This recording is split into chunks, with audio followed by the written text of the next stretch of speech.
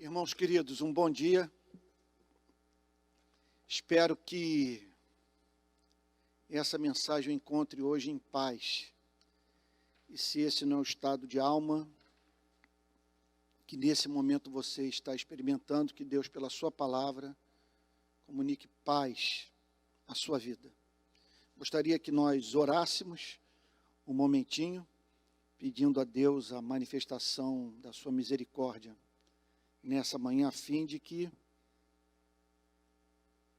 eu imploro isso a Deus, que você que está me ouvindo não ouça uma simples mensagem de cunho religioso, mas que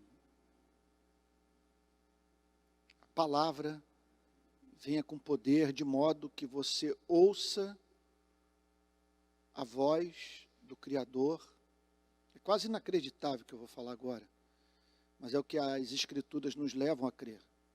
Ouvir a voz do Criador por meio da vida de um ser imperfeito.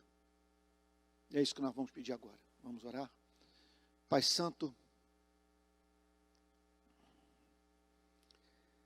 nós bendizemos o Teu nome por o conhecermos e o contemplarmos na beleza da Sua santidade. Nós estamos convencidos de que o Senhor é desejável, é encantável, é amável. Porque o Senhor é o único Criador dos céus e da terra.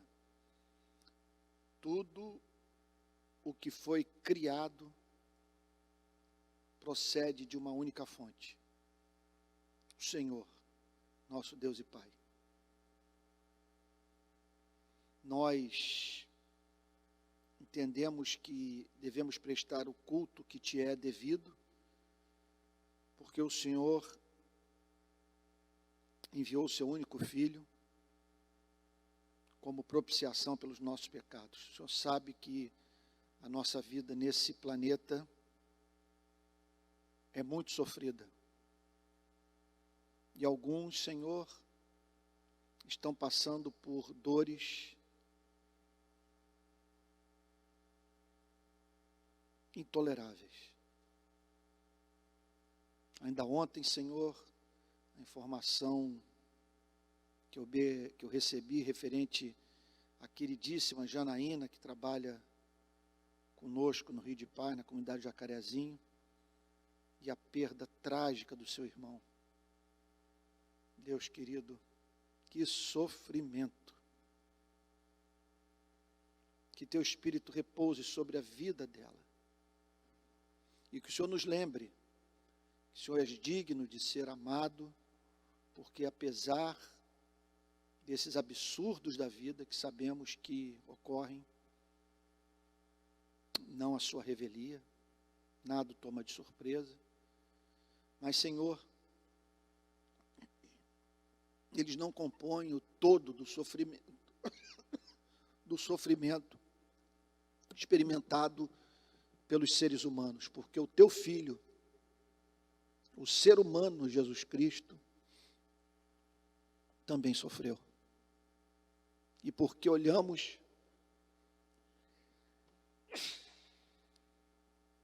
para o cerne da história, na plenitude dos tempos, e ali vemos Cristo ser moído por causa das nossas transgressões, nós dizemos que o Senhor é bom e a sua misericórdia dura para sempre. Nós não conseguiríamos crer, Senhor, sem Jesus Cristo.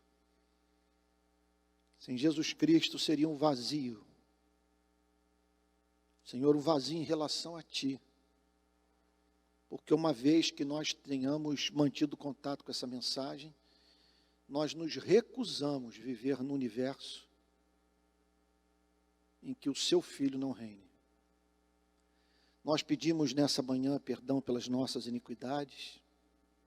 Somos uma fábrica de pecado. E quando provocados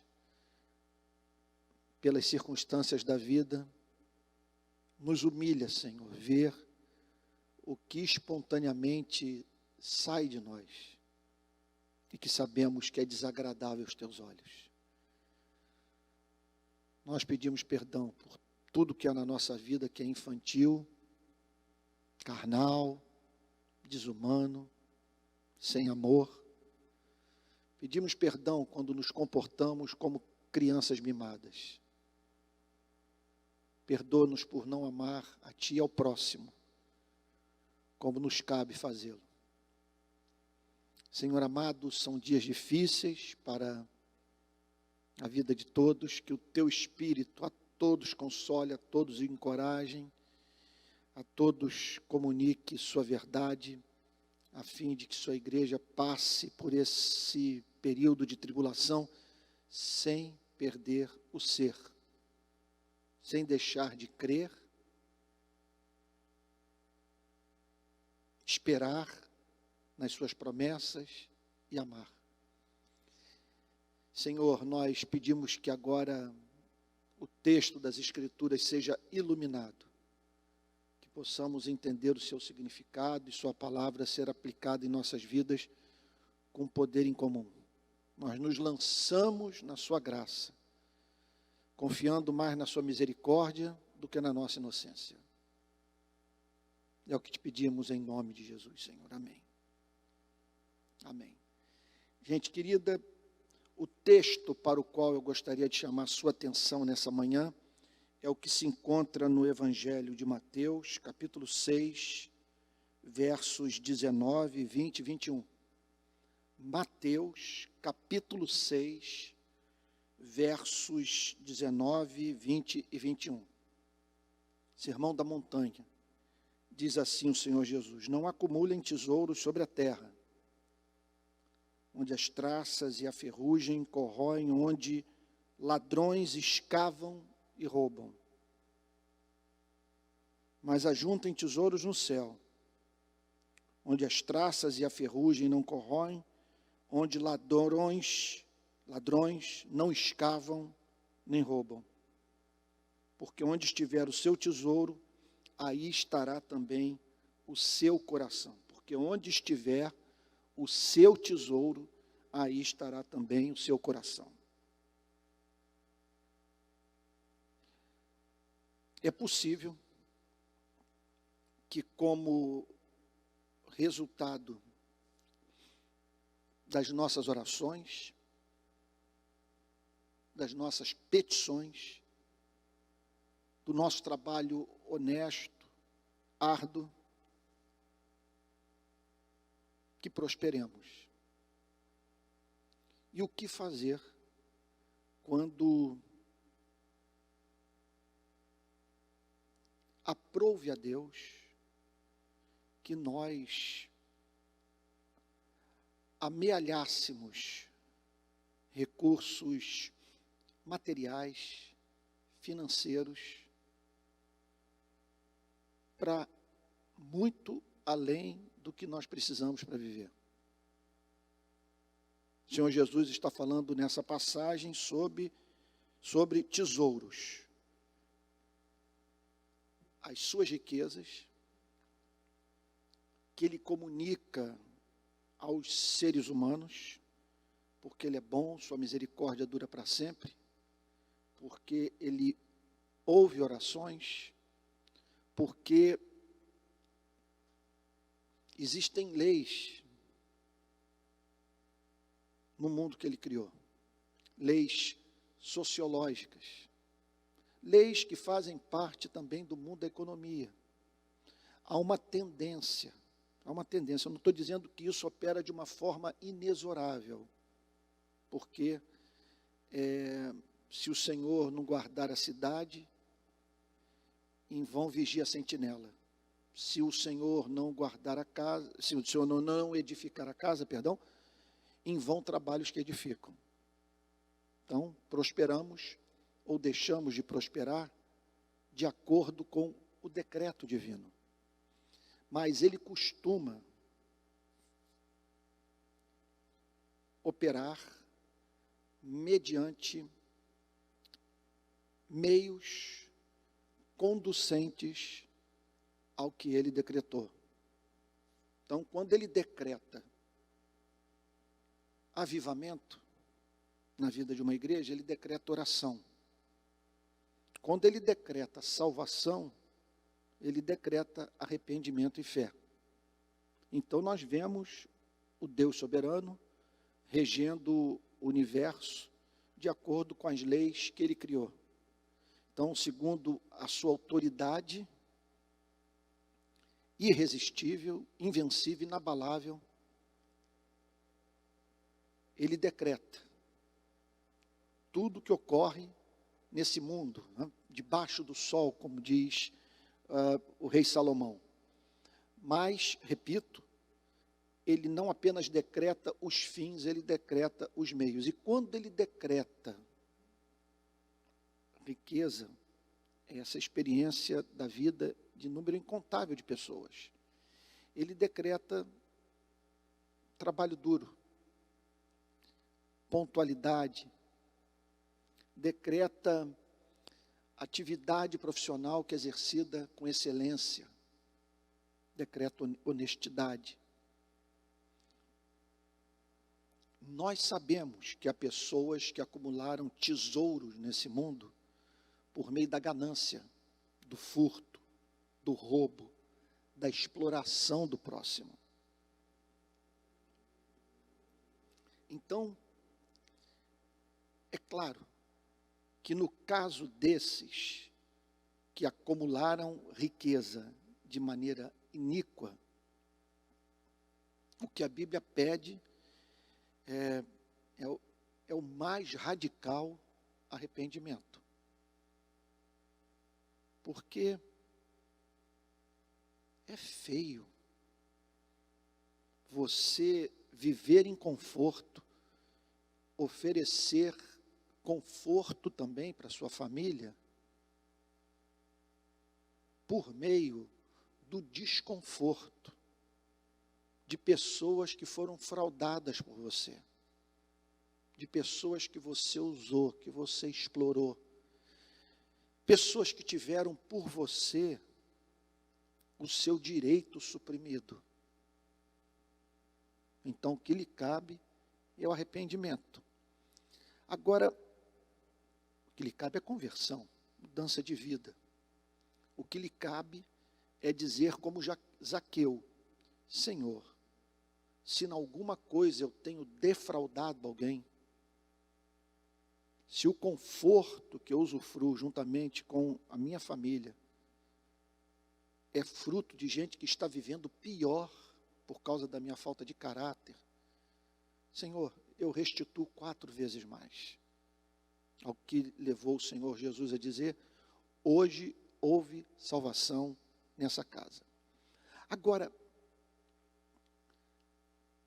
a acumulação de riqueza, ela pode se tornar pecaminosa por um outro motivo. Nós sabemos, permita-me dizer o óbvio, que há pessoas que acumularam riqueza de maneira iníqua. Mas há aquelas que acumularam riqueza mediante observância, vamos assim dizer, das regras do jogo, da legislação do seu país, das normas culturais, daquilo que a lei prescreve. Então, são pessoas que conseguem fazer uma avaliação precisa de toda a sua trajetória. De gente que pode se lembrar do início pouco promissor, das condições adversas de vida, da pobreza, por exemplo, dos seus pais, das enfermidades que teve que enfrentar, e que hoje se pega de posse daquilo que lhe custou muita disciplina, muito trabalho, muita dedicação. Por isso que essa igualdade que exige aquela espécie de igualitarismo que elimina as divisões de classe, ela é uma verdadeira violação de direito. Porque nós sabemos que esse é um mundo no qual nem todos gostam de trabalhar duro, nem todos são honestos, nem todos exercem com excelência a sua atividade profissional. Então, você privar os que sonham, os que empreendem, repito, os que trabalham duro, privar dos seus sonhos, de colherem o que semearam, isso é uma iniquidade. Agora, o Senhor faz um alerta nessa passagem. E que alerta é esse? Que é de suma importância que esse que foi abençoado por Deus de uma forma tão extraordinária, a ponto de hoje ter recursos para poder viver mais 2 vidas, 3 vidas, 4 vidas, 5, 10 vidas, que esse entende que o Criador considera a acumulação de riqueza pecado. Então, o cristianismo não prescreve uma legislação que elimine a desigualdade de condição social. Agora, o cristianismo prescreve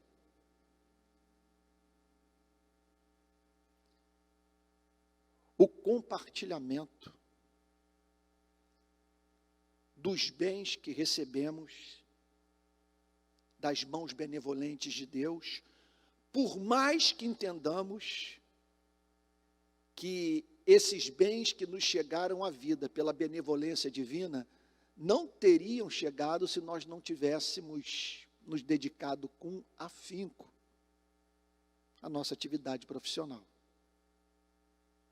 Então, essa é uma passagem que se dirige a pessoas que prosperaram de uma forma honesta e que se pegam hoje de posse de um acúmulo de riqueza. O Senhor Jesus diz, não acumulem tesouros sobre a terra. Veja, nós sabemos de pessoas que acumularam tesouro. Nós sabemos de pessoas que hoje o foco da sua vida é a acumulação de riqueza. Então o Senhor Jesus está dizendo aqui, tanto para aquele que pouco ou nada tem, mas que é obcecado pela ideia de enriquecer, como também o Senhor Jesus se dirige nessa passagem àquele que prosperou de uma forma extraordinária. E a injunção que o Senhor tem apresentado aos seus discípulos nesse texto impressionante do Sermão da Montanha é essa, não poderia ser mais clara, ela dispensa paráfrase por parte do pregador, porque ela é muito objetiva. Não acumulem tesouros sobre a terra. Não acumulem. Que esse, preste atenção, que esse não seja o foco da sua vida. Deus não vai se prestar a esse trabalho na sua relação com Ele. Não acumule. E se você acumulou, o que fica subentendido, isso é questão de raciocínio lógico, trate de compartilhar aquilo que você recebeu. Sob pena de você estar desagradando aquele ao qual pertence a terra, o mundo e tudo que nele se contém. Aquele que sustentou sua energia física enquanto você trabalhava. Você pode até chegar num seminário ou numa live e falar sobre a sua biografia e daquilo que, ao fazer uma análise da sua vida pregressa, pode ser identificado por você como passos importantes que foram dados na direção da sua prosperidade, da riqueza que você acumulou. Agora, o que você não pode se esquecer é que você não infartou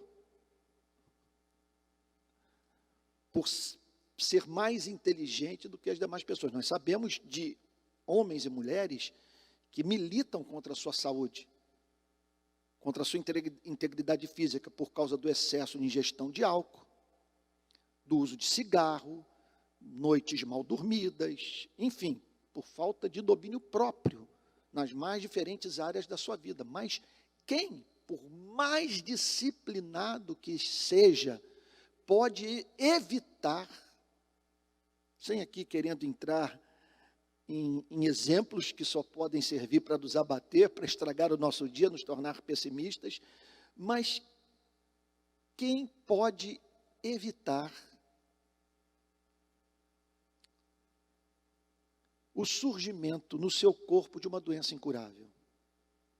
Então, quando você apresentar esse testemunho das suas façanhas financeiras, do quanto você prosperou, sabe, daquele início pouco promissor, sabe, numa casa de pais semi-analfabetos ou analfabetos, numa comunidade pobre, sabe? Quando você falar dessa trajetória extraordinária, das barreiras que você teve que vencer, sabe, do seu voluntarismo, da sua capacidade de correr riscos, da disciplina, das noites mal dormidas, dos negócios escusos com os quais você não se envolveu e tal. Quando você falar, quer dizer, foram fundamentais para que você não fosse preso, para que o seu nome não fosse lançado no lixo, para que você mantivesse sua reputação, por isso que eu estou mencionando esse fato.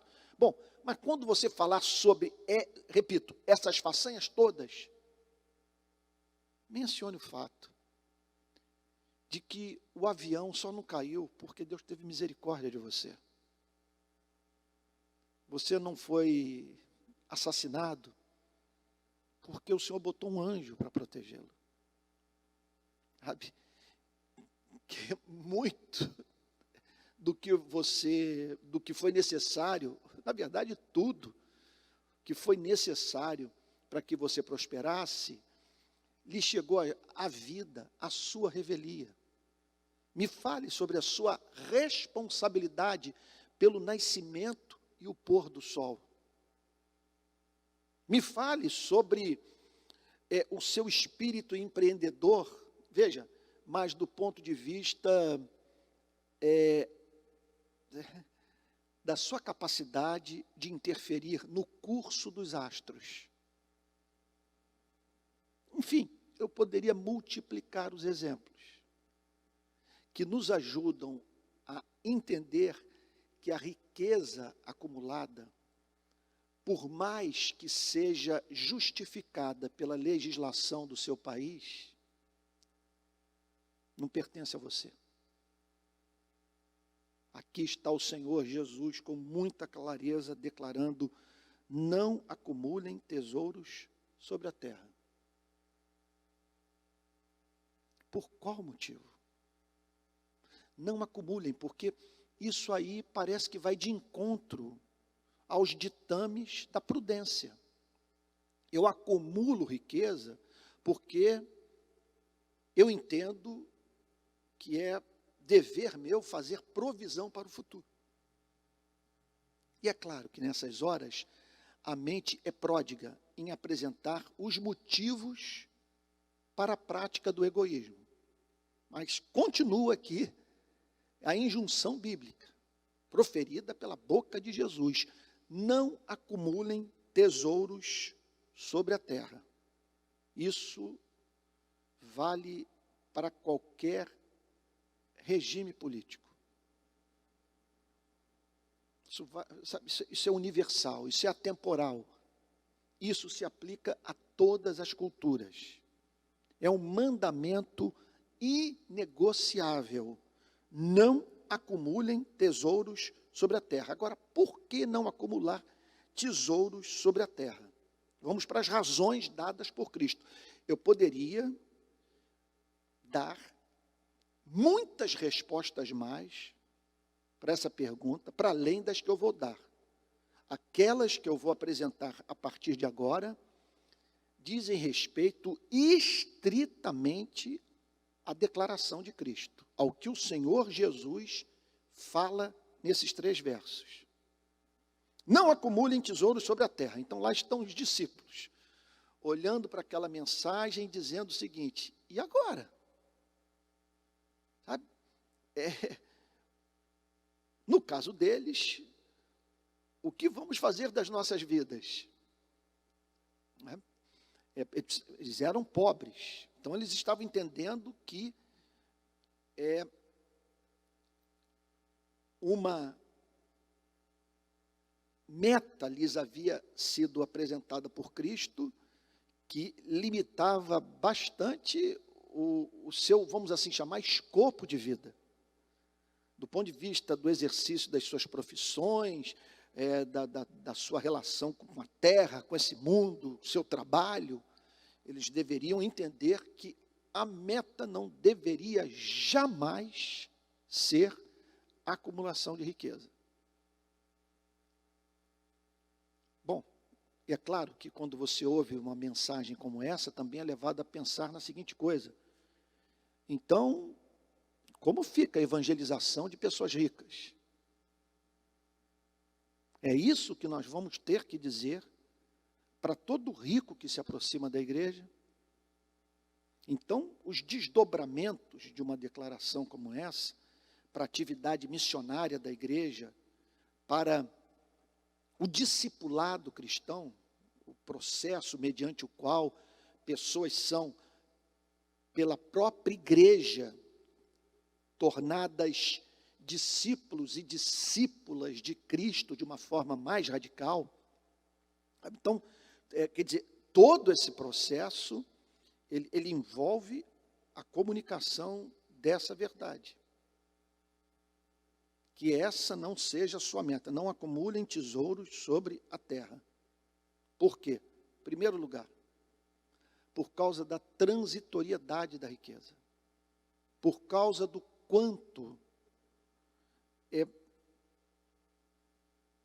essa espécie de projeto de vida, de meta de existência, pode frustrar a vida de um ser humano. O Senhor Jesus declara: onde as traças e a ferrugem corroem. O que o Senhor Jesus está dizendo é que existem nesse mundo adversários da riqueza acumulada. E ele fala de inimigos que os seres humanos não podem resistir. Jesus está falando aqui, está usando uma metáfora, falando de uma forma literal. Não acumulem tesouros sobre a terra, onde as traças e a ferrugem corroem. Está usando uma metáfora. Ele está falando, portanto, daquilo que corrói a riqueza. Só que o que é usado nessa declaração de uma forma literal tem inúmeras aplicações ao acúmulo de bens, do ponto de vista dos riscos que você e eu corremos de perder tudo que nós acumulamos. Então, qual é a preocupação de Cristo? A preocupação de Cristo consiste em nos blindar para uma grande decepção com a vida. Que decepção é essa? É depois de termos escrito uma biografia magnífica, uma história de, vamos assim dizer, de sucesso honesto, perdermos o ser por conta do acúmulo de riqueza. E de subitamente, a posse desses bens, criar uma mutação em nós, nos tornar soberbos, vaidosos, prepotentes. Na minha experiência de 38 anos de ministério pastoral, eu posso dizer que eu conheço poucas coisas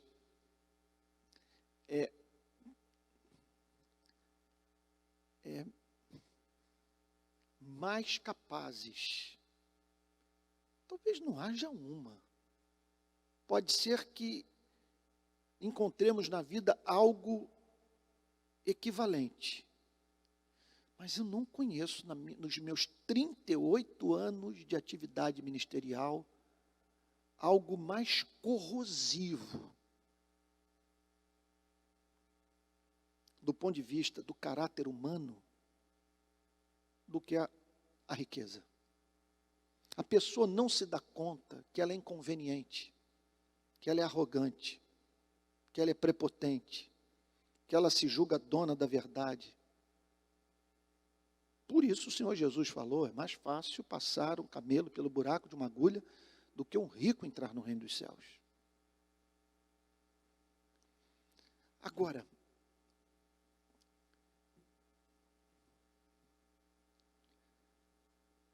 quando o Senhor Jesus pensa nessa pessoa que acumulou riqueza, Ele não está pensando única e exclusivamente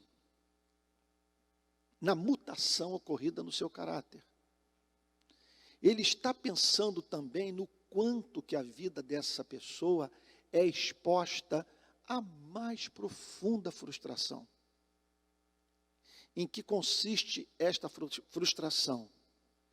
De depender de algo para ser feliz, para ter segurança, para que essa pessoa se sinta valiosa aos seus próprios olhos, quer dizer, ela depender de algo que subitamente pode ser subtraído da sua vida. Como? Uma pandemia. Essa pandemia está sendo profundamente humilhante para um número incontável de pessoas que diziam que a pobreza é fruto da preguiça, da falta de empreendedorismo, sabe, de prudência. Aí vem uma coisa como essa, e você agora se depara com empresários batendo a porta do Estado, pedindo ajuda para que as suas empresas não quebrem.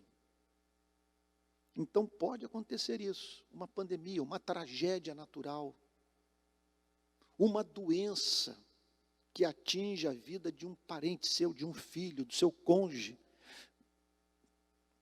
ou que o atinja, tal como aconteceu com Steve Jobs da Apple, que teve uma morte precoce em razão de uma enfermidade que abreviou, então, de uma forma abrupta, radical, chocante. Nós vimos ele, assim, gradativamente, dando sinais de que estava partindo dessa vida. Um dos homens mais ricos do mundo, o criador, o fundador, o dono da Apple. Então, o Senhor Jesus está preocupado aqui com a felicidade dos seus discípulos. E é claro que nós estamos perante um princípio de vida que deve nortear nossa relação com o universo. O que Jesus está dizendo é o seguinte: só mantenha essa relação de dependência com o seu Criador. Não transforme as bênçãos de Deus em ídolos. Porque esses ídolos têm os pés de barro. Eles são incapazes de cumprir aquilo que prometeram.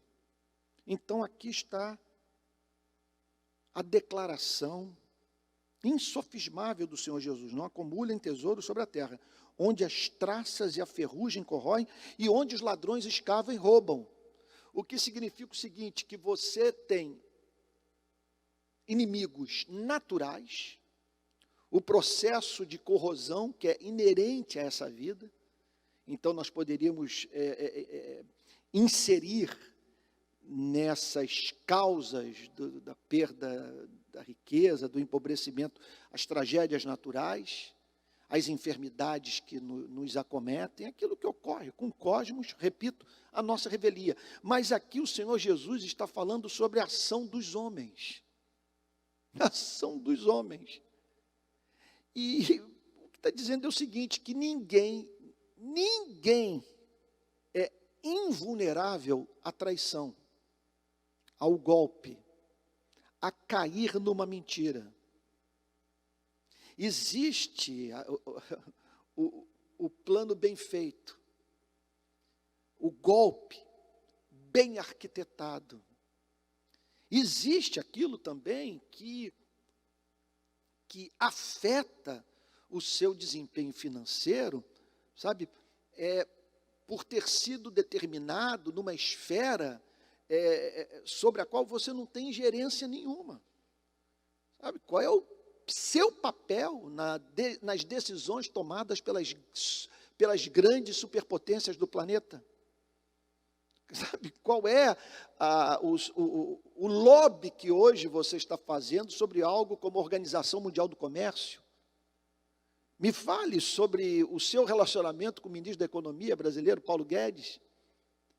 Que ingerência você pode ter sobre o destino do Banco Central, do mercado financeiro, ou das decisões que são tomadas pelos que estão à frente da economia do nosso país? Então, aqui está o Senhor Jesus dizendo, os homens também podem subtrair essa riqueza de você. Então, o Senhor Jesus está dizendo o seguinte, não coloque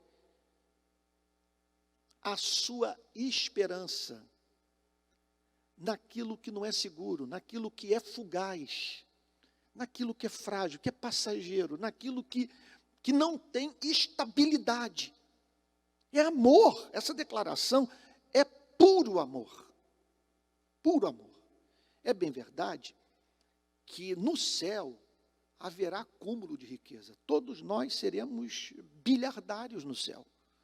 Todos nós, para começar, nós vamos viver numa casa edificada sobre uma rua de ouro. É claro, eu não tenho a mínima esperança de viver numa rua de ouro. Não me interessa se a rua é de ouro, de prata. Eu acho que até de pedra portuguesa é mais bonito, sabe? Mas não há mínima dúvida que Apocalipse está falando sobre a excelência desse lugar onde você vai morar. É algo assim que a rua, a própria rua será alguma coisa tão extraordinária, sabe, que do ponto de vista de quem vive nesse planeta, sabe, é uma rua de ouro. É uma rua de ouro. Então, quer dizer, todos nós lá vamos viver em meio à abastança. O problema consiste no acúmulo de riqueza num mundo de fome, de miséria. Enquanto você tem dinheiro parado ou dinheiro investido, que cresce mês a mês,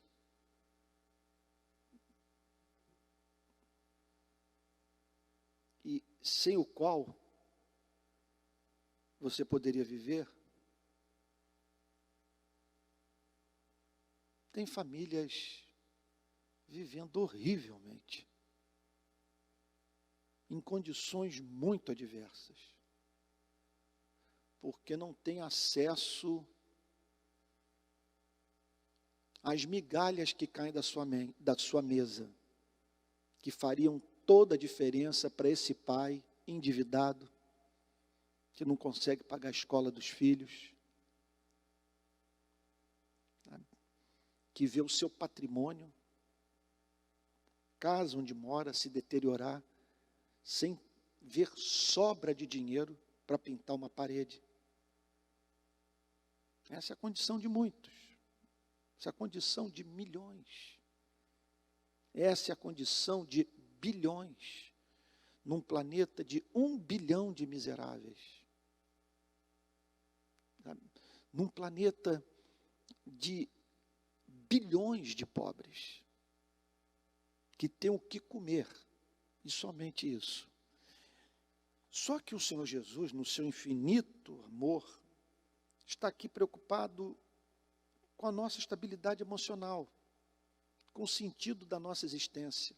Ele está querendo nos preservar de decepções com a vida. Ele prossegue dizendo, mas ajuntem tesouros no céu. Calma aí. Ele está falando, portanto, que o problema não está com a cobiça. A cobiça pode ser santa. O problema é quando você cobiça pouco. Você está entendendo o ponto? O problema seu não é o excesso de cobiça. O problema seu pode ser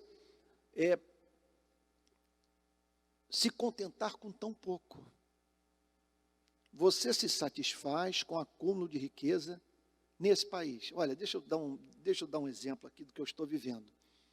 Nos anos 70, 80, até o final dos anos 80 mesmo, havia uma rádio, ela ainda existe, aqui no Rio de Janeiro, chamada JB-FM.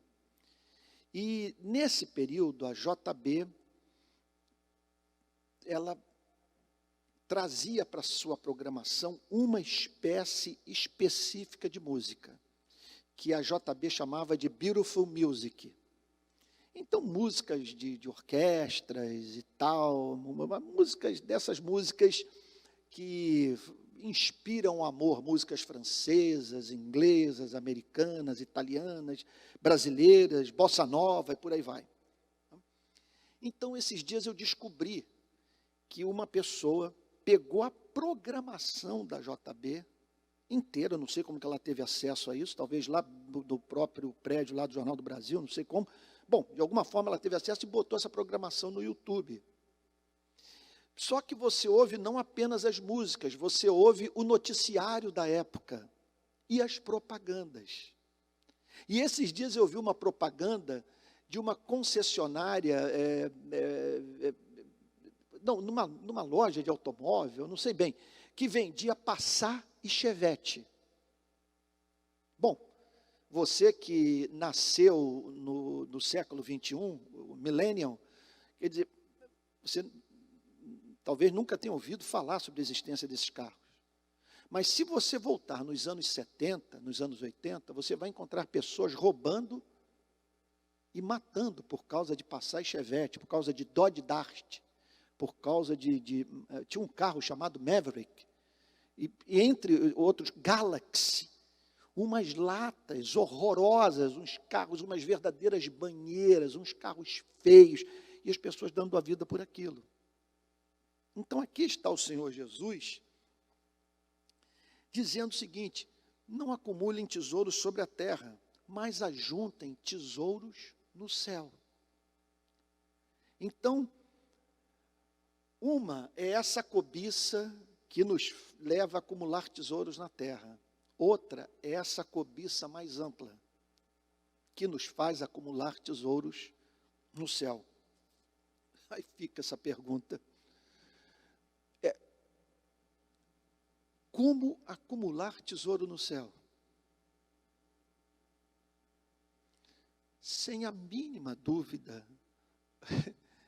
Deixa eu dar um exemplo meu. Olha, do ponto de vista financeiro, eu sou a pessoa mais dependente da misericórdia divina. Eu não tenho uma segunda casa, eu só tenho a casa onde eu moro. Eu não tenho nenhum terreno, nada alugado, eu não tenho dólar, eu não tenho caderneta de poupança, eu não tenho nenhuma herança para receber. Para não dizer que eu não tenho dinheiro guardado, eu tenho 200 euros na minha conta lá em Portugal, no Santander, 200 euros, que nem sei como é que está hoje, há tanto tempo que eu não mexo naquilo. Mas, recentemente, eu vendi um carro. E, então, aquele automóvel virou o meu primeiro investimento em bolsa de valores e tal, tesouro de sei lá o quê. Um amigo meu que estudou isso, que entende tudo disso, está ganhando dinheiro com isso. Eu baixei o aplicativo, falei, amigo, aqui está o dinheiro que eu acabei de transferir da minha conta para esse aplicativo. Agora, eu nem entendo, eu não sei o funcionamento desse aplicativo, eu não sei nem onde bater o dedo. Ele falou, Antônio, deixa eu fazer aqui o seguinte, vamos investir em tais e tais e tais lugares. Vou investir aqui no tesouro de sei lá o quê, que você só vai poder mexer nisso daqui a 5 anos, e está tudo dinheirinho do carro, que eu queria ter alguma economia, não sei o que me aguarda. E mais dinheiro que investiu em mercado imobiliário, sei lá o quê. Mas é uma mixaria de um carro que eu vendi. Bom, tudo isso para dizer o seguinte, que aquele meu patrimônio saiu de um mundo e entrou em outro. Então, eu deixei de ter um carro, agora eu não tenho mais carro, e eu espero nunca mais ter automóvel na minha vida. E aquele automóvel, então, ele virou um investimento, que está lá agora, espero que aquilo se mantenha, que eu tenha disciplina para não tocar naquele dinheirinho. Bom, o que o Senhor Jesus está falando é que você pode também fazer uma transferência dos recursos que você tem. Você pode pegar esse dinheiro acumulado e transferi-lo para o céu. E que investimento, gente. Porque esse meu amigo, ontem, ele falou para mim o seguinte, Antônio, você tem que ver lá quanto que nós fizemos essa transferência. Eu não entendi bem o que ele me falou, mas pelo que eu pude compreender, eu teria que tirar um possível ganho para reinvestir, não sei bem, falou, você tem que mexer naquilo lá, mas eu não sei mexer, aquilo lá para mim é um segredo dentro de um mistério, sabe, é uma coisa que foge à minha compreensão, sabe? Então, o Senhor Jesus está falando aqui de um investimento, só que ele me disse o seguinte, que eu poderia perder, que isso é uma roleta, pode ter lá alguma das empresas que eu escolhi, sabe, ela pode acontecer, passar por algum revés e eu perco aquele investimento feito, só que aqui não. Você me perdoe, você deve estar vendo como que eu sou analfabeto, minha forma de falar é bem diletante, não entendo realmente nada desse assunto, e não me orgulho disso não, porque se eu pudesse ter algum dinheirinho ali para fazer uma provisão para o futuro, seria uma coisa boa para mim e para a minha família. Mas o que o Senhor Jesus está dizendo aqui é que esse investimento, ele é absolutamente certo, porque é tesouro no céu. Ora, não há mínima dúvida que essa transferência se dá da seguinte forma, você deixa de acumular, você compartilha do que é seu, você divide o que recebeu, e aí eu me lembro de Calvino, e aí Deus se torna devedor do pobre, Deus assume a dívida do pobre, Deus tira o pobre, o irmão na fé que você socorreu, e ele se coloca diante de você, diante de mim, e diz o seguinte, olha, o dinheiro que você deu foi dado a mim.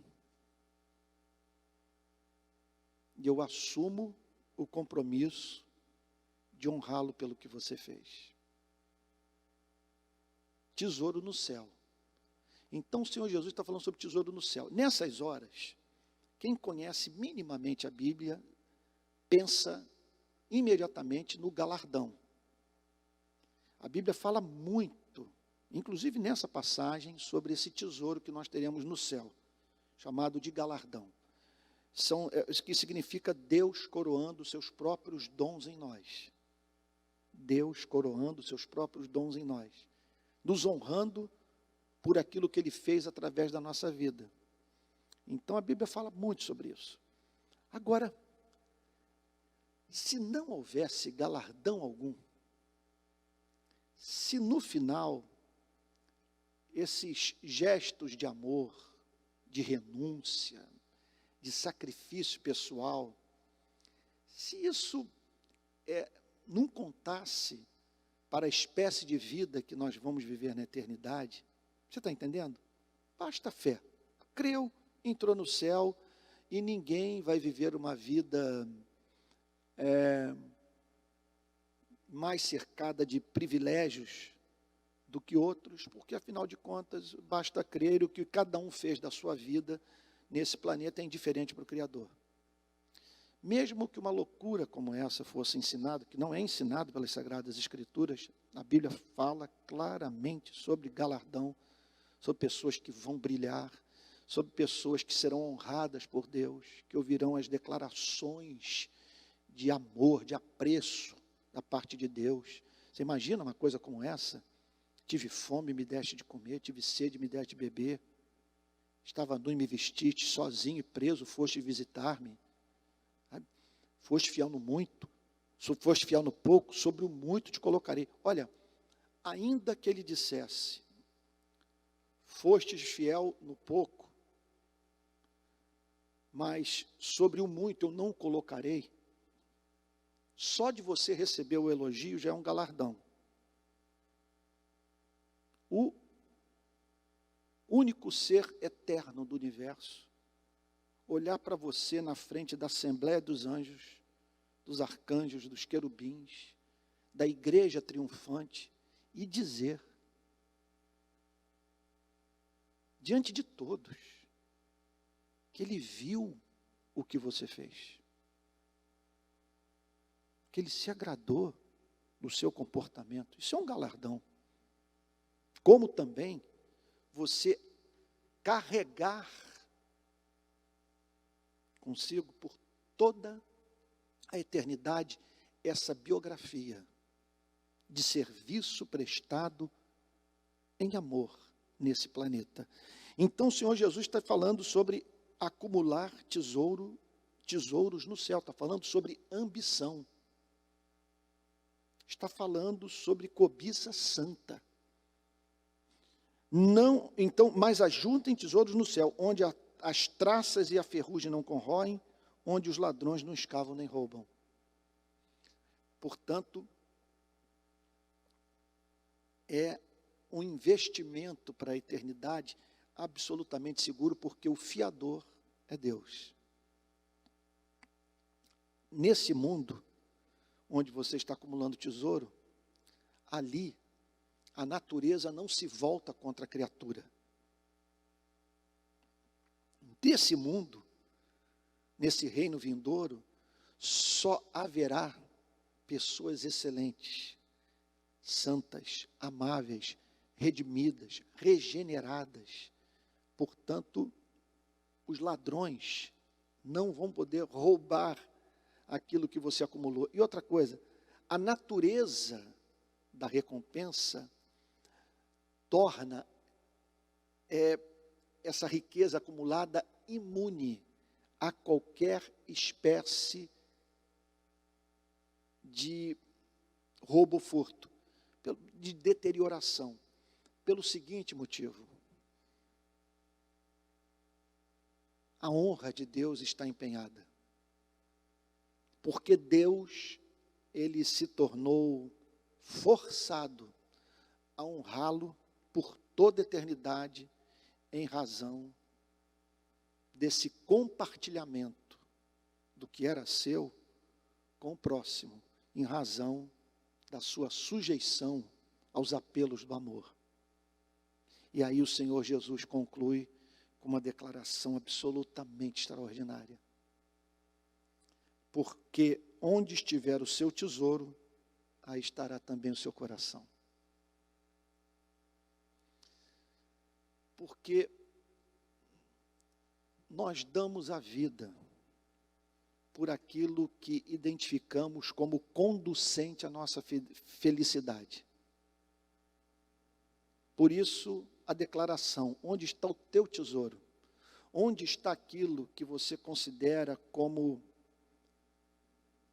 o que comunica riqueza à sua vida? O que lhe dá segurança, o que lhe dá status, o que o faz ser respeitado. Sabe? Onde você identificar esse tipo de tesouro na sua vida, ali você se deparará com um ídolo, com um Deus ao qual estará servindo. Porque onde está o seu tesouro, ali estará o seu coração. Significa o seguinte, que se o seu coração estiver no acúmulo de riqueza, a sua vida inteira será governada por essa ambição. E não há mínima dúvida que o seu coração pedirá, na perspectiva do culto a ser prestado a esse Deus, violação de princípios, de caráter, de mandamentos de Deus. Porque o seu tesouro é esse ídolo que teve acesso ao seu coração. Então, se o seu coração estiver ali, quando esse mundo ruir, sua vida cairá em ruína também. Agora, quando o coração está no céu, quando o coração está na glória de Deus, está em Cristo, o que ocorre? Em primeiro lugar, você estará mais imune às sujeições do egoísmo, do pecado, da cobiça terrena, da vaidade. Isso o preservará da prática de muita iniquidade. E mais do que isso, sua vida emocional, sua alma, sua psique, o seu ser integral terão segurança.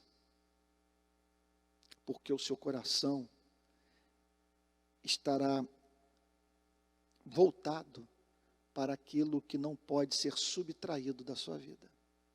Onde estiver o seu tesouro, ali estará também o seu coração. Então, entenda um ponto. Eu não estou estimulando você a viver a vida que eu mesmo não vivo. Que é você se fazer pobre. É claro que eu poderia vender minha casa, morar de aluguel, poderia me vestir com roupas mais simples, poderia ter um relógio mais barato daquele que eu uso, quer dizer, a fim de compartilhar o máximo que eu tenho e viver com o mínimo necessário. Está com uma bagagem bem leve nos meus ombros. Infelizmente, eu não vivo assim. Então, eu não posso ser hipócrita e prescrever para você uma coisa que eu não vivo.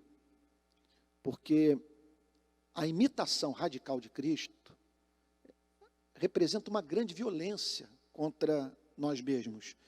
Pois Cristo, sendo rico, se fez pobre para enriquecer a muitos. Quem é capaz de reproduzir essa vida de uma forma radical? De um modo integral, simétrico. Agora,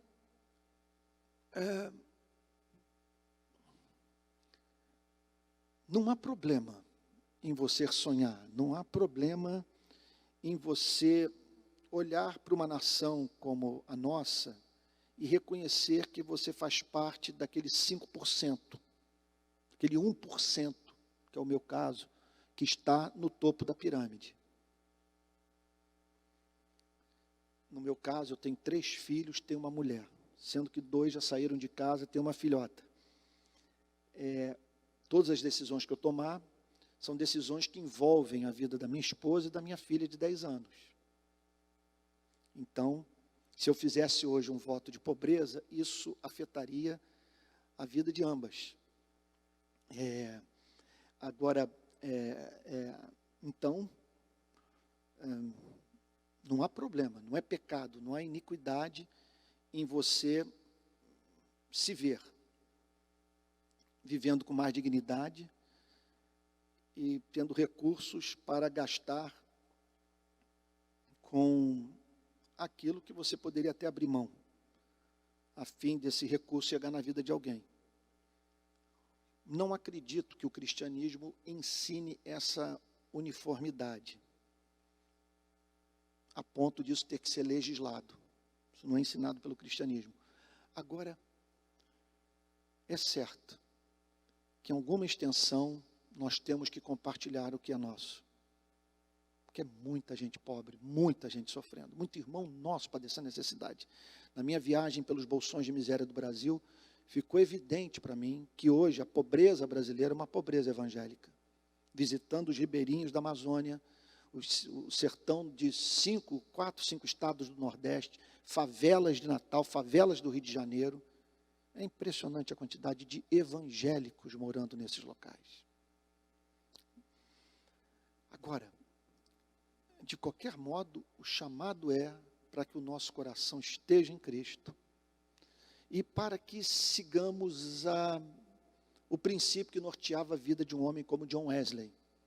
pois é dito que John Wesley costumava declarar: assim que o dinheiro me chega às mãos, eu passo adiante para que ele não tome o caminho do meu coração. Portanto, o Espírito Santo haverá de nos dar sabedoria quanto ao uso dessas posses. Agora, o que é certo, o que deve servir de vetor para a nossa relação com as riquezas desse mundo, está claro nesse texto das Sagradas Escrituras. Se somos pobres, se somos de classe média, não focarmos no acúmulo de riqueza, mas focarmos na glória de Deus e no trabalho que é feito para a promoção da vida do próximo. E se nesse processo prosperarmos, que tenhamos em mente que é sábio usarmos desses recursos para acumularmos riqueza no céu, fazermos essa transferência de bens. E isso só se dá quando esses recursos são compartilhados com aqueles que não têm nada, são compartilhados com a igreja, possibilitando assim a realização da obra missionária, a evangelização do mundo e o socorro aos próprios membros da igreja. O resultado final disso tudo não consiste apenas em pessoas que serão ajudadas. O resultado final disso tudo é a sua e a minha felicidade, nessa vida e na vida vindoura. Vamos orar? Pai Santo, nós te agradecemos por mensagem tão clara, tão simples, tão racional, proferida pelo nosso Salvador. Nós rogamos a Ti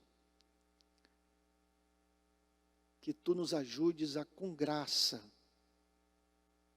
compreender as implicações práticas para a nossa vida, no aqui e agora da nossa existência, desses 3 versos do Sermão da Montanha.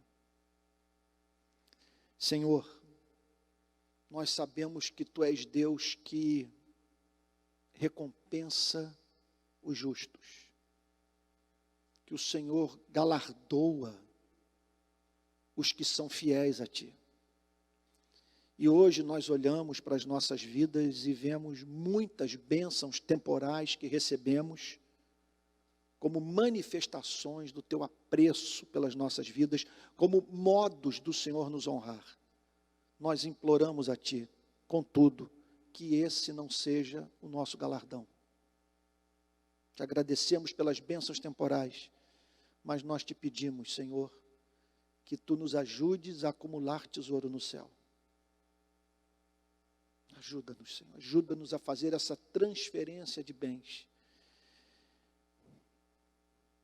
Senhor, ainda que não houvesse promessa nenhuma, só de agradar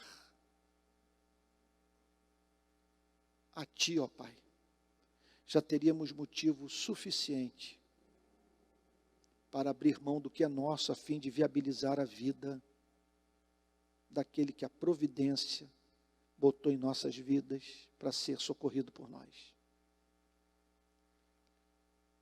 Pedimos a Ti, Senhor, concede-nos amor e fé, que só movidos por amor, fé e esperança conseguiremos viver essa vida prescrita por Cristo para o Seu povo.